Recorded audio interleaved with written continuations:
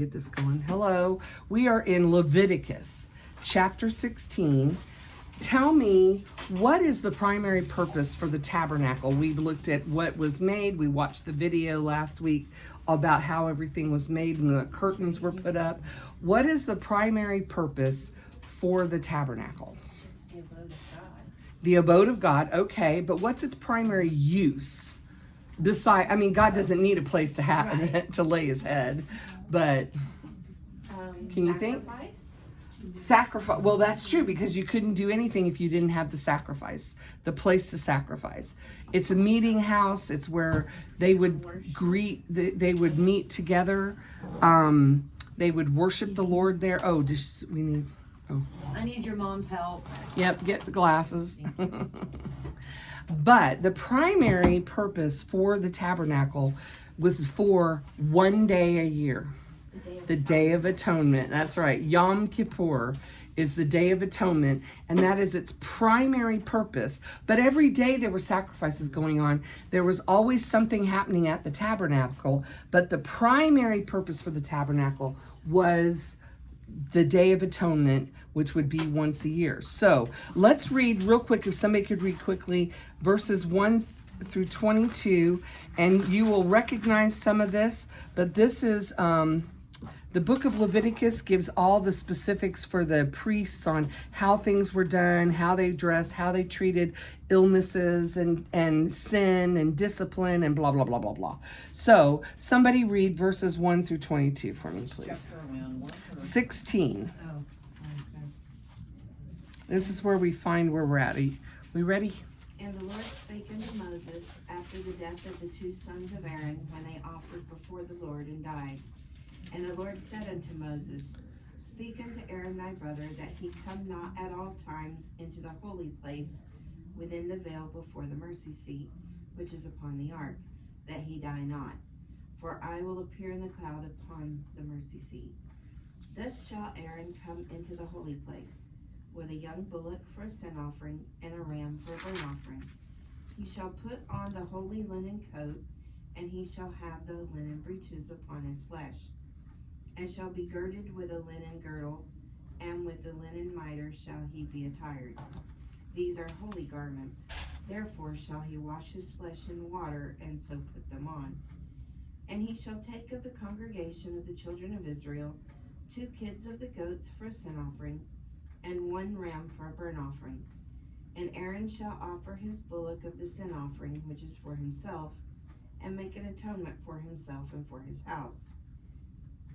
And he shall take the 2 goats, and present them before the Lord at the door of the tabernacle of the congregation.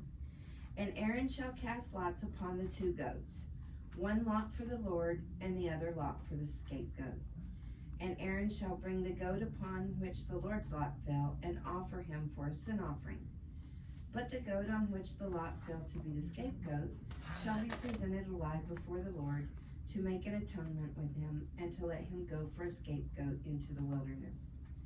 And Aaron shall bring the bullock of the sin offering, which is for himself, and shall make an atonement for himself and for his house, and shall kill the bullock of the sin offering, which is for himself. And he shall take a censer full of burning coals of fire from off the altar before the Lord, and his hands full of sweet incense, beaten small, and bring it within the veil. And he shall put the incense upon the fire before the Lord, that the cloud of the incense may cover the mercy seat that is upon the testimony, that he die not. And he shall take up the blood of the bullock, and sprinkle it with his finger upon the mercy seat eastward. And before the mercy seat shall he sprinkle of the blood with his finger 7 times. Then shall he kill the goat of the sin offering, that is for the people, and bring his blood within the veil, and do with that blood as he did with the blood of the bullock, and sprinkle it upon the mercy seat and before the mercy seat. And he shall make an atonement for the holy place, because of the uncleanness of the children of Israel, and because of their transgressions and all their sins. And so shall he do for the tabernacle of the congregation that remaineth among them in the midst of their uncleanness. And there shall be no man in the tabernacle of the congregation when he goeth in to make an atonement in the holy place, until he come out, and have made an atonement for himself, and for his household, and for all the congregation of Israel. And he shall go out unto the altar that is before the Lord, and take of the blood of the bullock, and of the blood of the goat, and put it upon the horns of the altar round about. And he shall sprinkle of the blood upon it with his finger 7 times, and cleanse it, and hallow it from the uncleanness of the children of Israel. And when he hath made an end of reconciling the holy place, and the tabernacle of the congregation, and the altar, he shall bring the live goat. And Aaron shall lay both his hands upon the head of the live goat, and confess over him all the iniquities of the children of Israel, and all their transgressions and all their sins, putting them upon the head of the goat, and shall send him away by the hand of a fit man into the wilderness. And the goat shall bear upon him all their iniquities unto a land not inhabited, and he shall let go the goat in the wilderness. Okay. I got a question. Yes. Okay. On this one part, was saying the mercy seat on the east side. Does that mean the tabernacle had to be placed in a certain direction when they set it up? He knew what side was the east side. I would guess that they probably oriented it away, and I'm not real sure. That's a very good question. I'd have to ask. They obviously knew which way it was, and I mean, my first thought is it must be on the right. But were they facing north-south? I'm not sure. I don't think I've ever read. In that movie, didn't they say that it went north to west? When it was talking about setting up the tabernacle, it did say which sides were north, east, Oh, that's and right. west. It did. Yes, it So did. has It to did point have. certain So ways. it did, because on the south side it was this. You're right. Yes. Okay. So they did have it oriented that they would know. Good point. I'm glad you said that. So I'm thinking, oh my gosh, I don't know. Something we watched last week talked about the Yes, side. because I remember that saying, and the scripture said, because it was reading straight from the Yeah. word. So, okay, we answered that just listening to it. Okay, so, Something I noticed that is kind of interesting.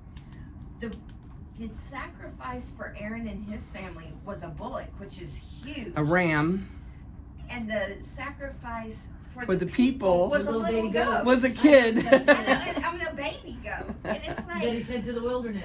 But for the remember, priests, they had to have, like, Jesus was more. the lamb. He Yeah. wasn't the ram. He was the lamb of God. The innocence in the youth, the young. I mean, I don't know, but that seems to be the way the Lord does it, doesn't he? The innocence of youth or babies. My question is, why so specific? I mean, does he have certain reason to be so specific? God or is- just so we only listen. God is specific about everything, especially this is worship. This is offering up the sin. This is the whole purpose for the tabernacle, the Day of Atonement. Jesus dying on the cross is the final act of atonement. This was going to be a picture of what would come with the Messiah dying on the cross. This was very specific because remember, like we've talked before, God did care how people worshiped him. It had to be his way or no way. And That's The or reference- whatever it was. the reference in the very first verse was about Aaron's 2 sons. When they offered before the Lord and died, they did not follow God's commands, and the Lord struck them dead. So this is very specific for a reason. God, it mattered to him how people approached him. It mattered to him how they worshiped him and how they did all of this, because it was a temporary thing, the covering for sin that had to be offered all the time until the Lord came and did it once for all. So what is it meaning when they're saying that a sin offering and then a burnt offering? What is the difference? The sin offering, there was a very specific thing we were going to do with the blood for the sin offering. A burnt offering, straight up, a burnt offering, every bit of what was offered, the blood being every bit of it, bones, skin, everything, organs, all of it would be burnt in the altar. Matter of fact, we did not read the rest of it. It goes into how to dispose of the skins and the clothes and what to do when they were done, because it was a very bloody thing to be offering the sacrifice, cutting up, draining the blood. Have you ever seen an animal drained of its blood? Yes.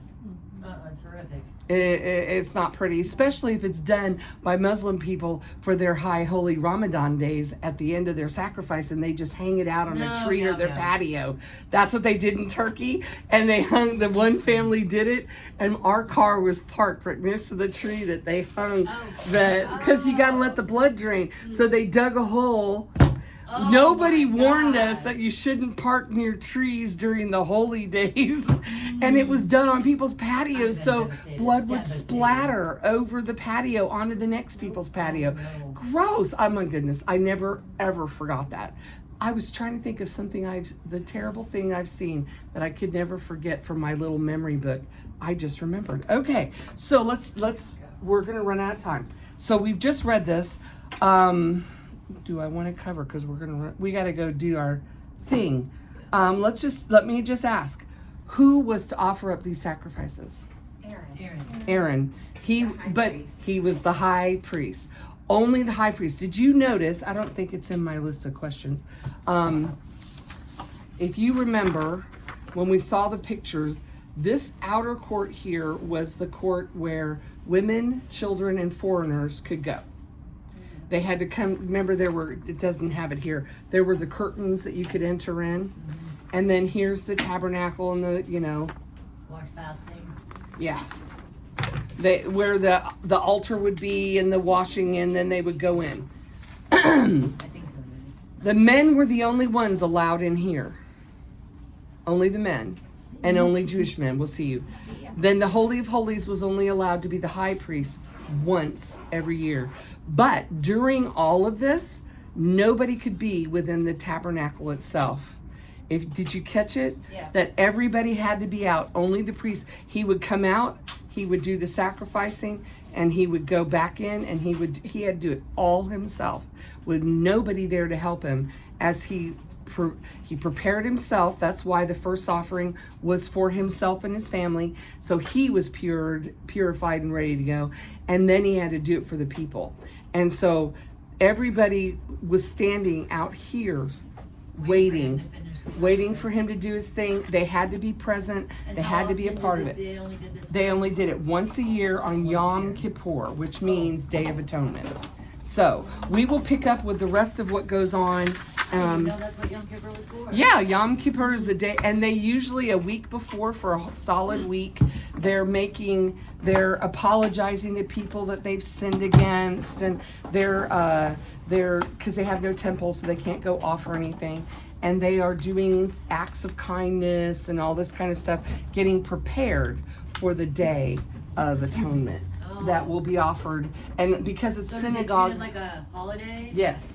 Okay. In Israel, everybody is off on that day. Right, that's what I was kind of Because wondering. they all go to the synagogue since there's no temple, and they do things in their homes. But there has not been, when was the last year that there was any temple sacrifice? Anybody remember? I don't ever remember that.